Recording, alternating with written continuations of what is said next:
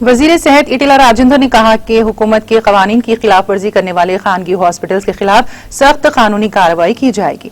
Media से बात करते हुए रियासती वजीर इटिला राजेंद्र ने कहा कि खानगी हॉस्पिटल को चाहिए कि वो नफा की गर्ज से कोरोना के मरीजों का इलाज न करें बल्कि इंसानी हमदर्दी के तौर पर मरीजों का इलाज करें। उन्होंने तमाम खानगी हॉस्पिटल के इंतजामिया से कोरोना के मरीजों को तमाम किस्म के हेल्थ कार्ड्स को तस्लीम करते हुए सही अंदाज में काम करने की हिदायत दी। 4,000 రూపాయలు పర్ బెడ్ పర్ డే మామూలు బెడ్లకి, అదేవిధంగా ఐసీయూలో వితౌట్ వెంటిలేటర్ బెడ్లకి 7,500 రూపాయలు, అదేవిధంగా ఐసీయూలో ఉన్నటువంటి పేషెంట్ వెంటిలేటర్ మీద కనుక ఉంటే 9,000 రూపాయలు, ప్లస్ దానికి మందులు కనుక రెమెడీస్ లాంటి మంది ఇస్తే దానికి అదనంగా ఛార్జీలు, లేకపోతే గతంలో తొసిలిజుమా లాంటిది ఇచ్చేది దానికి అదనంగా ఛార్జీలు ఇట్లా ఉండే. ఇవాళకి కూడా ఆ జీవో అట్లే ఉంది. అక్కడక్కడ కొంత ఇబ్బంది పెడుతున్నట్టు మా నోటీస్కి వచ్చింది. ఒకటి కాదు రెండు కాదు చాలా వచ్చినాయి.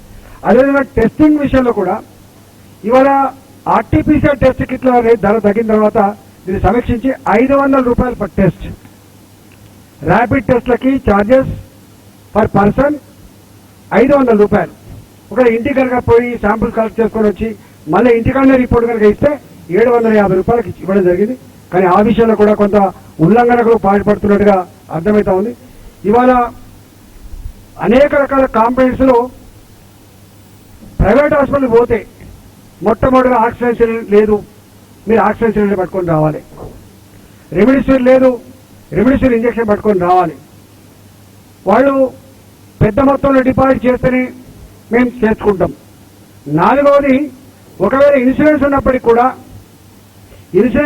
కూడా ఉద్యోగుల కార్డు ఉన్నప్పటికీ కూడా కార్డును యాక్సెప్ట్ చేయట్లేదు, ఇన్సూరెన్స్ కూడా యాక్సెప్ట్ చేయట్లేదు. అదేవిధంగా ఏ రోజుకు ఆ రోజు డబ్బులు కట్టించుకోడు. ఒక్కొక్కసారి ఎప్పుడన్నా పేదవాళ్ళు కాళ్ళ మీద పడి నా డబ్బులు లేవు, నా మనిషిని బతికించమని చెప్పి కోరితే వాళ్ళు కొంత కనికరిస్తే 1,00,000 2 లక్షల బిల్లు అయితే ఆ మనిషి చనిపోయిన తర్వాత ఆ బిల్లు కట్టకుండా శవాన్ని ఇవ్వని పద్ధతి కొనసాగుతా ఉంది. మేము గతంలో ఆదేశాలు ఇచ్చినాం.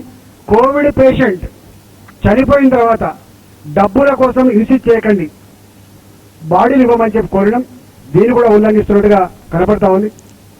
మేము పదే ఒక విషయాన్ని చెప్పినాం. ఇప్పుడు వ్యాపార కోణంలో ప్రజల్ని సతాయించే వేధించే పద్ధతి ఇది సభ్య సమాజం అది హర్షించేది కాదు, అసహించుకునేదిగా నేను విజ్ఞప్తి చేసిన.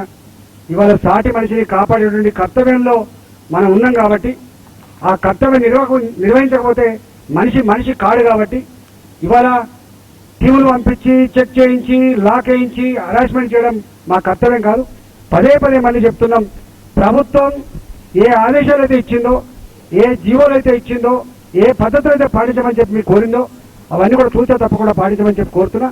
ఇవాళ ప్రైవేట్ హాస్పిటల్లో ఆక్సిజన్ ఎక్కడైనా ఇబ్బంది ఉంటే మేమే అది ప్రొవైడ్ చేసే ప్రయత్నం చేస్తున్నాం.